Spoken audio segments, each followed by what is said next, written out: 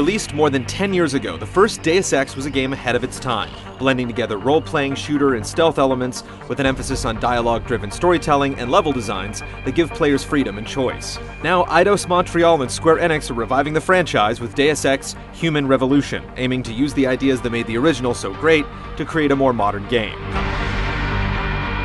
Set in 2027, decades before the original, the events of Human Revolution play out in a time of political upheaval and ethical debate. As mechanical augmentation becomes more commonplace, multinational corporations compete for control of this booming new industry, while protest groups fight for the purity of the human race. In Detroit, Seraph Industries is on the verge of a major breakthrough that could end dependencies on anti-rejection drugs. But on the eve of their announcement, a team of augmented mercenaries attacks, killing staff and disrupting operations. It's clear from the outset that there's a web of conspiracy in play, and the visionary David Seraph seems to have some dirty laundry of his own. You're placed in the middle of this crossfire as Adam Jensen, Chief Security Officer for Seraph Industries. SI Security. Name's Jensen. The ex-cop isn't augmented when you start the game, but the attack leaves him in critical condition, prompting his employer to foot the bill for extensive augmentations to save his life. 6 months later, Jensen is brought back early from recovery to deal with another attack on the corporation by an anti-augmentation group.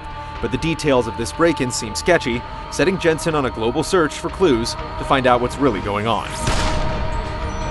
Like the original, the balance of shooting and stealth is largely up to the player. There are non-lethal weapons with tranquilizer rounds, but ammunition for those weapons isn't as abundant. Likewise, stealth attacks use energy that needs to recharge. The result is a system that doesn't let you rely on simply knocking everyone out. You'll fire weapons from a first-person perspective, which transitions to third-person when you take cover. Even when you do choose to go on the offensive, you'll need to take a tactical approach, staying behind cover and preventing enemies from flanking you. While there's plenty of gunplay, much of the game is spent on detective work, exploring and gathering evidence. You'll pick up subquests by talking to people on the street, and you'll need to infiltrate various spaces to extract any information that might be useful. Most situations have multiple solutions. You may opt to crawl into vents, punch through walls, or do some old-school crate stacking, but your practical options depend on how you upgrade Jensen's abilities.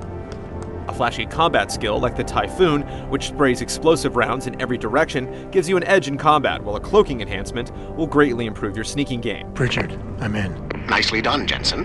Comparatively mundane but still significant upgrades let you jump farther or carry more gear. An in-depth hacking system is used for opening doors, accessing email accounts, and bypassing security systems.